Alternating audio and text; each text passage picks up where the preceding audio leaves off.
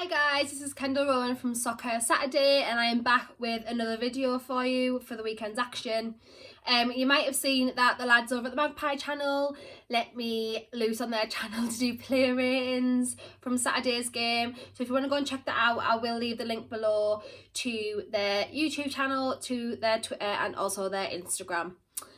Obviously, again, I will say this in every single video. It is not Saturday when this gets uploaded because obviously the game's on and then I have to film, so it's normally Sunday or Monday, but the reason it is called Socc-Her Saturday is because the games are normally played on a Saturday. Obviously if they're played on a Sunday then it'll be called Socc-Her Sunday.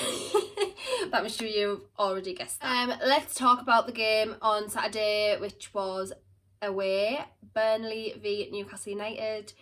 So it had the potential to be the worst 90 minutes of football of this season so far. And to be honest, it was. Excuse me, by the way. It was just scrappy. Well, we all know that Sean Dyche and Burnley love to play Brexit football.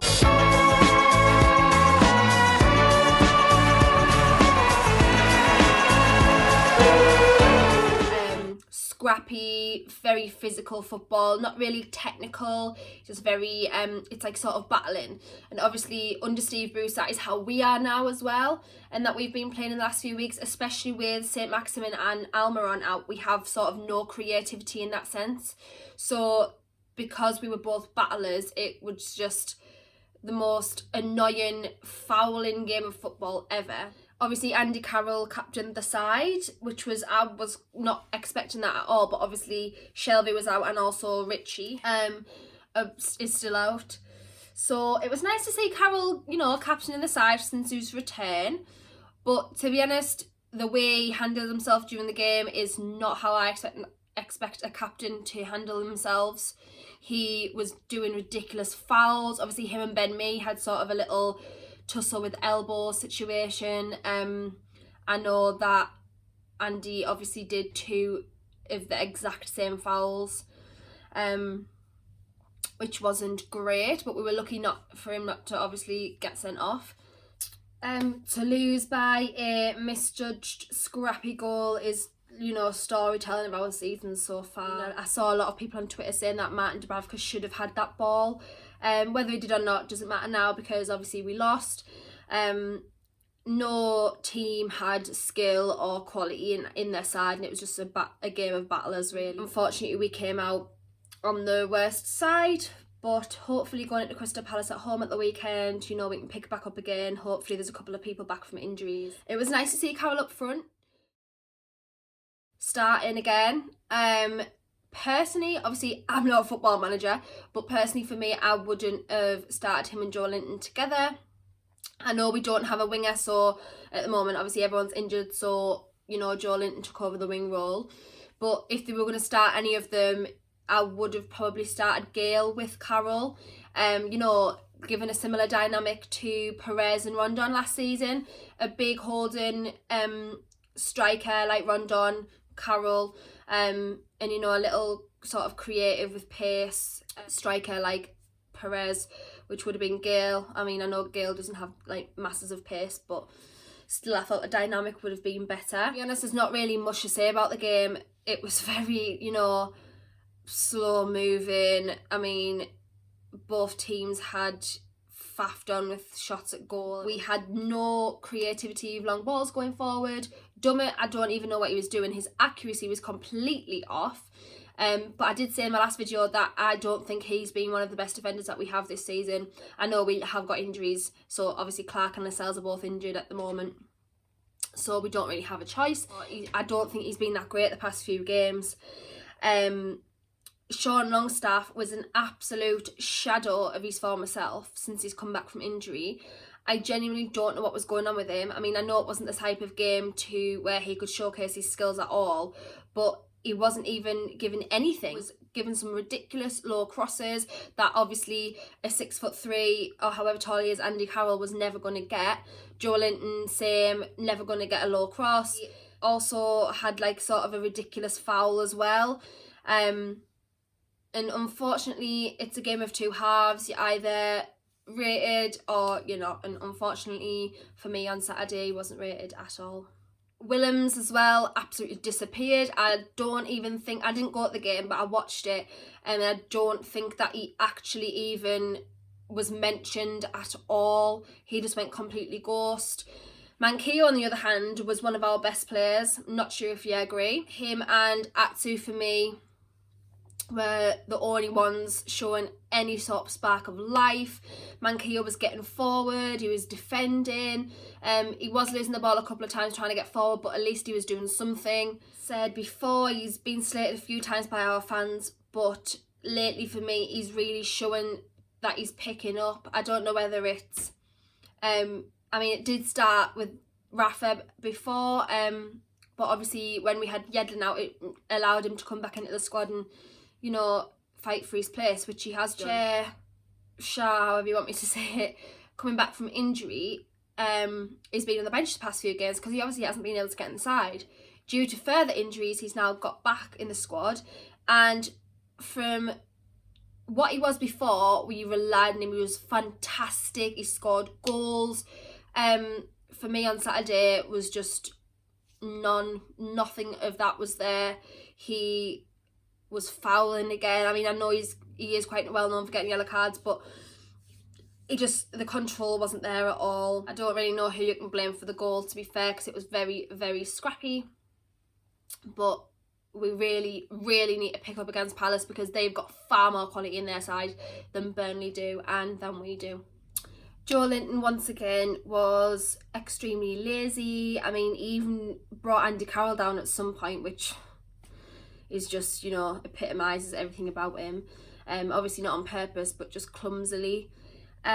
He did that ridiculous foul on James Tarkowski as well. I mean, I know it wasn't malicious, but still, you've just got to be doing better in them situations. You know, when it's a rolling ball, he has absolutely no control whatsoever. He doesn't get ahead on things. He doesn't look like he even wants to score, wants to try at the moment.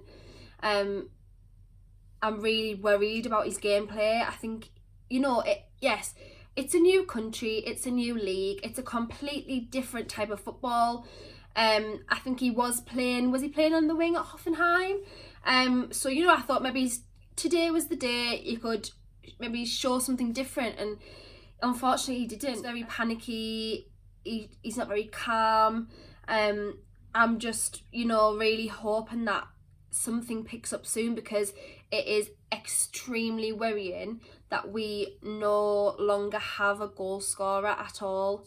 We're relying on defenders.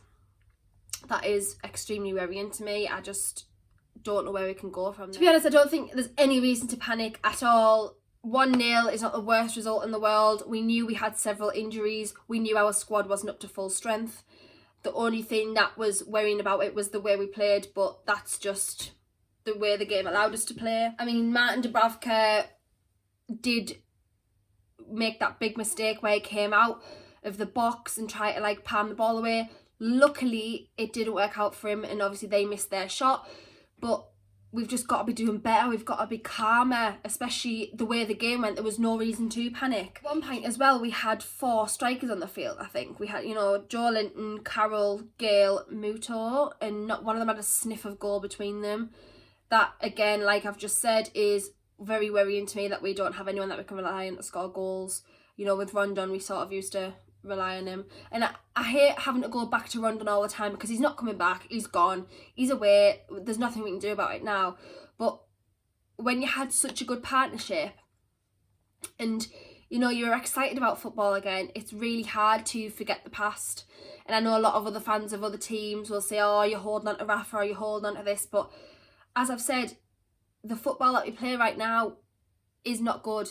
Our only hopes at the moment are St Maximin and Shelby coming back to his former self, and Almiron. It's a struggle as a Newcastle United fan when you saw how great the club could be under Rafa, how great he wanted the club to be, wanted ambition. As he said, the only thing he was ever guilty was hard work and ambition. And unfortunately for us, we have none at the moment. We're doing all right in the league, so there's really not any need to panic as long as we keep on going the way we are. Yeah, it's really hard to say anything positive, really. Defensively, we are nowhere near as solid as we have been the past few weeks, but I've said several times that's due to injuries. I'm really hoping that someone with a creative eye, i.e. Shelby or Almiron, is back for the game at home on Saturday. I'm not sure how long they're out for. St Maximin's out for a month, so we can't rely on him at the moment. But we just need someone who can pass the ball with some accuracy, because we were getting some long balls in, and the two strikers that we had on the field at the time, who were both 6 foot and beyond, were just no aerial threat whatsoever. But then again, Carroll was getting absolutely no service when he's used to standing at the back post and, you know, blasting a header in, and he was getting zero service. So there's not really anything you can say about that, because neither plan was working. I've seen a lot of people complain about the referee on Saturday. He was giving them a lot of fouls, you know, wasn't very consistent refereeing, but that is for every game. Not barely any referees are consistent. Both me and Carroll had elbows on each other, but unfortunately, you know, Andy Carroll's well known in the past for being an offender, not a criminal offender, but an offender for yellow cards in the game. So that's where refereeing, you know, experience comes into hand, because they like to card the players that they know have probably committed the foul. I did say when we played Sheffield United that VAR needs to be more consistent, refereeing needs to be more consistent.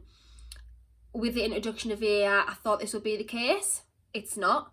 We've just got to hope that in the future it does continue. The longer we use VAR, the more implemented it is, the better the outcome is. Newcastle United are well known for not getting decisions to go their way, so we'll just see how it goes. Just want to slightly touch on their team kicking off as well over the fact that we didn't stop when one of their players was down injured.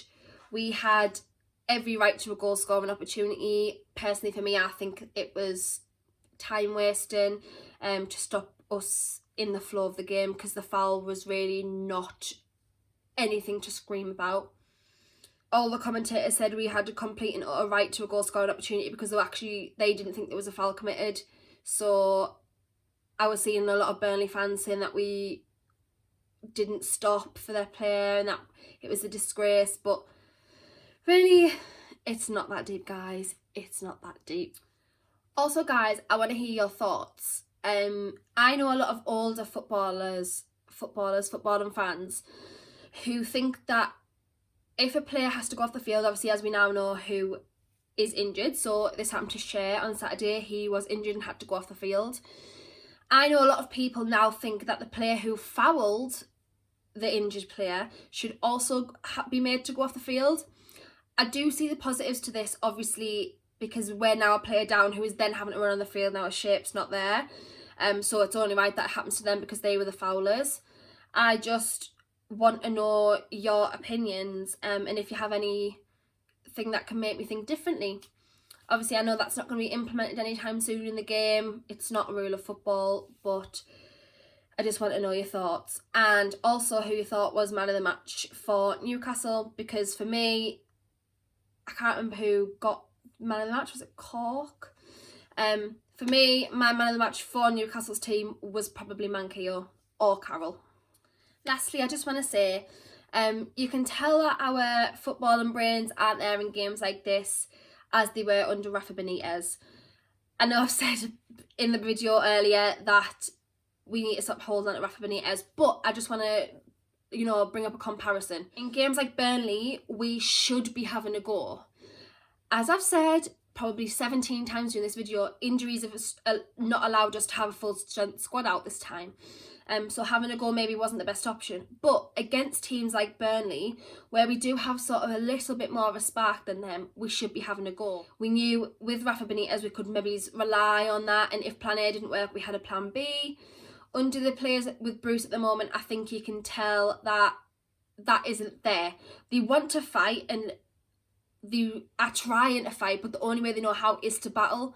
There's sort of no tactics there unless that they are the tactics. We know with Bruce he's not the footballing brain or the fountain of knowledge that Rafa Benitez is. Yes, Bruce was a fantastic player in his day and no one can deny that, but his love of football in general sorry, not love of football, but his love of tactics in football. He's not a tactician. We know that. That's not something that is new to us.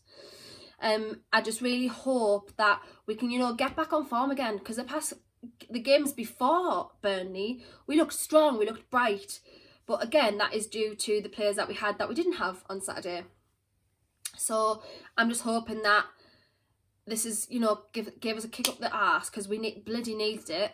And to go out and fight against Palace at home, because that is where we need the points before Christmas. Okay, guys. So I don't think there's any need to panic. As I've said, I think Crystal Palace will be telling. We'll see how we are, how we play, if anyone's back from injury then, and hopefully it's better news. I don't really want to be having to film another video on a 1-0 scrappy goal loss, because that's just, you know, you just feel freaking shit about it. Hope you enjoyed the video. I will leave my links below to my Instagram and my Twitter account. I hope you guys are all well. I will see you at the game this weekend. So, how are the lads? Ashley out.